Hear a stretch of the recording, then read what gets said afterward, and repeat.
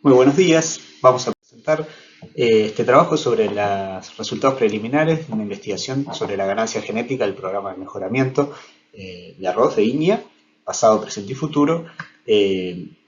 con la participación del equipo de mejoramiento, Fernando Pérez, Federico Molina, Pedro Blanco, las estudiantes de maestría Sheila Sheff y Inés Rebollo, la investigadora de Facultad de Agronomía Eliana Monteverde y quien les habla, Juan Rosas.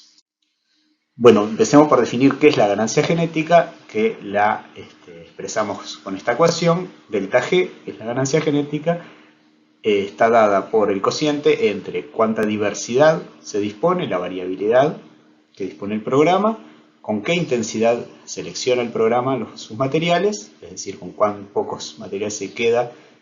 para hacer sus nuevos cruzamientos, con cuánta precisión se evalúan los materiales, es decir, cuánto se parece lo que se evalúa en el campo a lo que efectivamente va a pasar en la chacra en condiciones productivas, y cuántos años pasan en largo del ciclo, cuántos años pasan entre la selección de los padres y la evaluación de la progenie, la evaluación avanzada de la progenie. Entonces, esta diferencia de media entre la población que teníamos inicialmente y esa progenie nueva que debería tener, esperamos una media mayor, esa diferencia es lo que llamamos ganancia genética o delta G. ¿Por qué la medimos? Porque es una herramienta muy importante para un programa de mejoramiento para ver cómo va, cómo está funcionando, identificar si la forma de funcionar del programa se puede optimizar. Vemos que hay distintas formas de estimar la ganancia genética, la realizada, o sea, la que ha ocurrido en los últimos años o en un determinado periodo, y la que se espera del futuro. Y los métodos para hacerlo hay basado en datos históricos o haciendo un ensayo con materiales ya liberados. Lo que presentamos en este trabajo son un análisis de los datos históricos del programa. ¿Cómo fue esa consolidación de datos? Bueno, esto se ha hecho un trabajo en los últimos años en los cuales toda la información disponible desde el año 97 se recopiló en una base de datos única con la información de más de 700 ensayos, las distintas localidades y las principales características que mide el programa. Entonces, esa información, una vez consolidada, se analizó con estos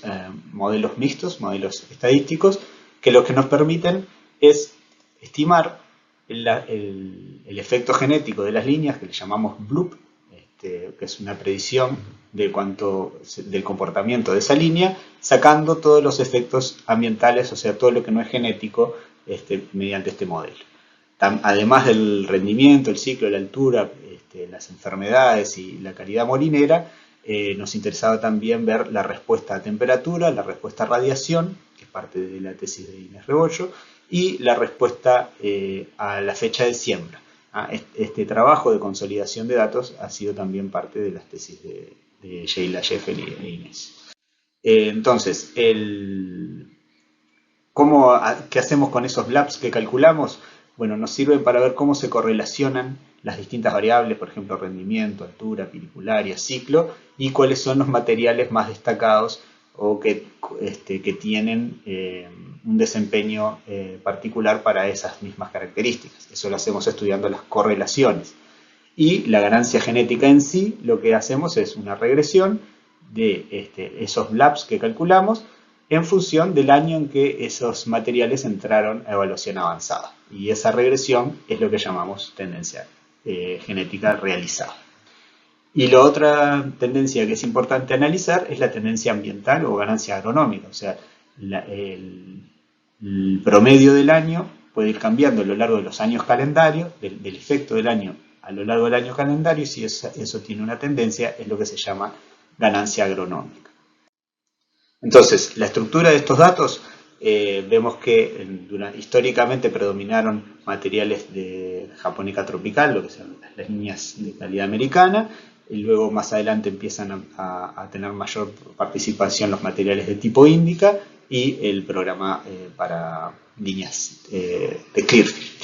Y en cuanto a la estructura en las unidades experimentales, la mayoría de los experimentos son en el Paso de la Laguna y luego las etapas más avanzadas van a los ensayos del norte. Nosotros para la estimación de la ganancia genética trabajamos con ensayos de E4 en adelante, o sea, las líneas que fueron seleccionadas y entraron a evaluación avanzada.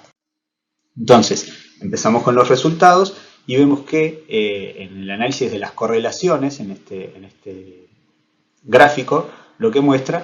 si usamos todos los datos disponibles de evaluación avanzada de todos los componentes del programa, encontramos esto bastante interesante, que es que hay una respuesta al ciclo que está asociada, o mejor dicho, una respuesta a la fecha de siembra que está asociada al ciclo y asociada al rendimiento, por un lado, y luego, en forma independiente del ciclo, está la respuesta a la radiación y la temperatura, o sea, el aprovechamiento para construir el rendimiento con respuesta a la radiación y a la temperatura. Y luego tenemos las calidades, granos enteros y yesados en este otro eje, negativamente correlacionadas con el rendimiento. Eso es en el panorama global. Y bueno, esto es un poquito qué tipo de líneas tenemos en cada sector de la gráfica. Si lo pintamos por componente, por los distintos líneas del programa, vemos que los materiales índicas suelen estar en esta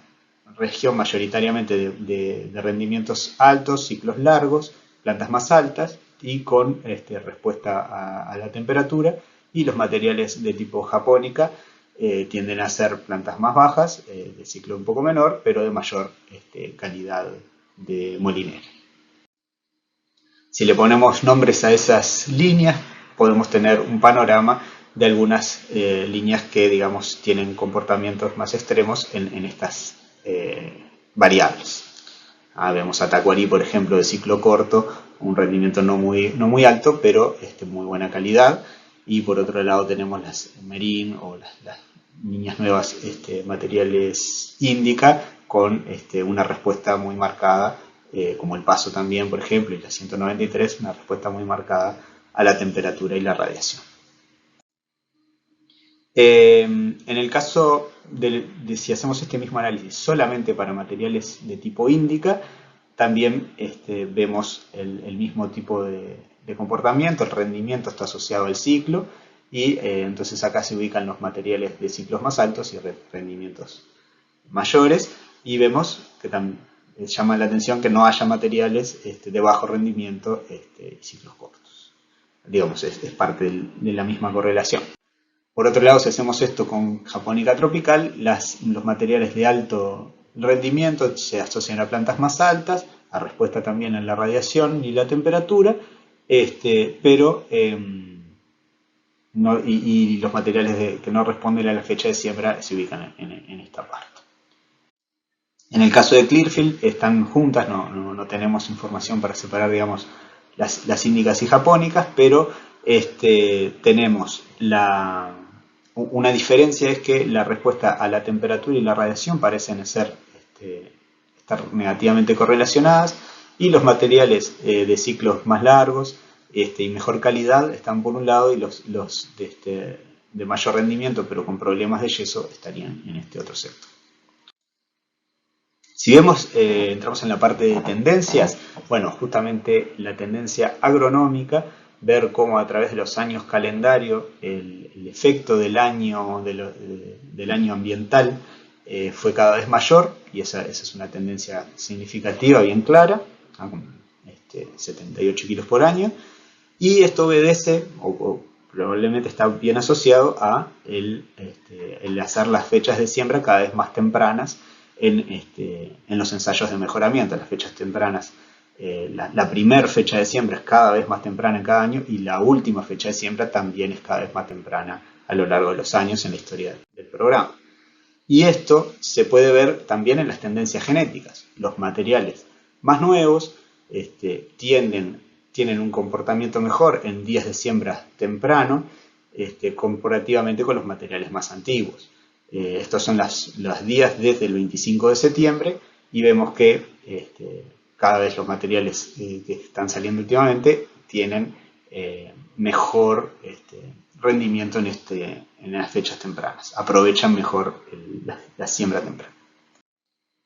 Esa tendencia la podemos ver con los datos históricos de los cultivares,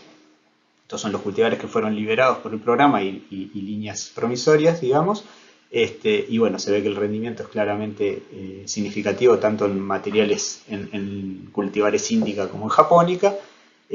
Se ha mejorado la respuesta,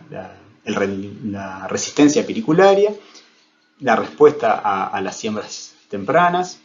también. Y bueno, en el caso de las índicas mejoraron sus contenidos de yeso, en el caso de las japónicas tropicales se mantienen más o menos en el mismo estándar.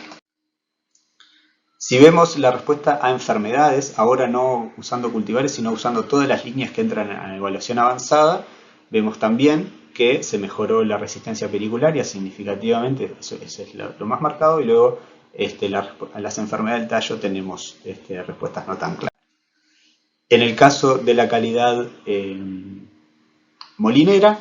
también vemos que es estable a lo largo de los años porque está siempre en un rango aceptable. Y en el caso del rendimiento, vemos que no hay una tendencia clara en el caso de las índicas, pero si vemos la respuesta a siembras tempranas, ahí sí, tanto en índicas como en japónicas, ha habido mejoramiento para esa característica. Los ciclos parecen no tener un acortamiento, un cambio muy significativo, y la altura tampoco, salvo en los materiales de japónica templado, los granos cortos y medios, que se han ido acortando los ciclos y plantas más altas. Y luego, si hacemos la tendencia de rendimiento, pero en lugar de tomar toda la variabilidad de las líneas que entran en evaluación avanzada, tomamos las 5 mejores que entran en cada año, ahí vemos que sí hay tendencias en todos los programas, en las Clearfield, en las índicas, en las japónicas tropicales y en las japónicas templadas, a que el rendimiento es significativamente cada vez mejor de esas 5 líneas mejores de cada año. Pero si queremos ver qué podemos esperar para el futuro, tenemos que ver en los cruzamientos. Y estos son el rendimiento de las líneas que fueron usadas cada año a lo largo de los últimos 20 años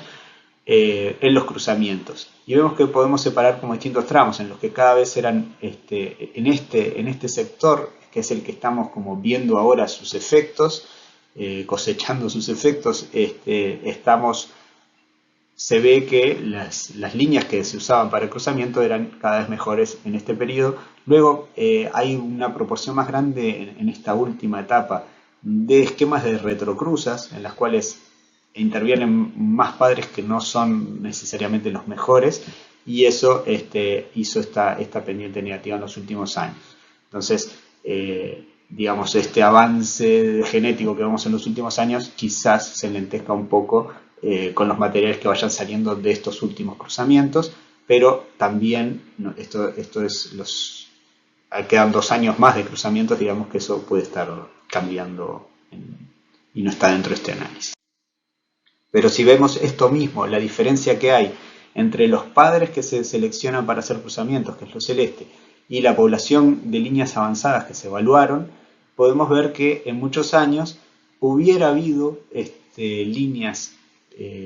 disponibles, evaluadas con mejor calidad, con mejor desempeño para rendimiento que las que en promedio se usaron para los cruzamientos, por lo cual vemos que en estos últimos años podía haber habido una oportunidad de hacer una mayor ganancia genética haciendo cruzamientos con lo mejor de esta población de líneas avanzadas. Entonces, si recordamos lo que es la ecuación de la ganancia genética, si nosotros aplicamos una intensidad de selección mayor, usamos estas líneas y las podemos identificar en menor tiempo, vamos a optimizar la ganancia genética del programa, y eso es lo que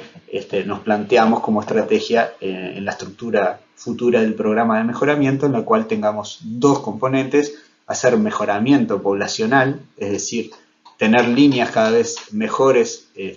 usadas como padres, y luego la progenie de esas líneas evaluarla para la liberación de cultivares en la etapa de desarrollo de variedades. Aquí se puede meter selección genómica, que nos permite justamente hacer más corto este ciclo y tener ganancia genética en menor tiempo. Entonces, redondeando, la ganancia genética ha sido significativa para la mayoría de los rasgos. Vimos que se adaptó el programa a las capacidades de fecha de siembra temprana, al nuevo ambiente productivo del sector.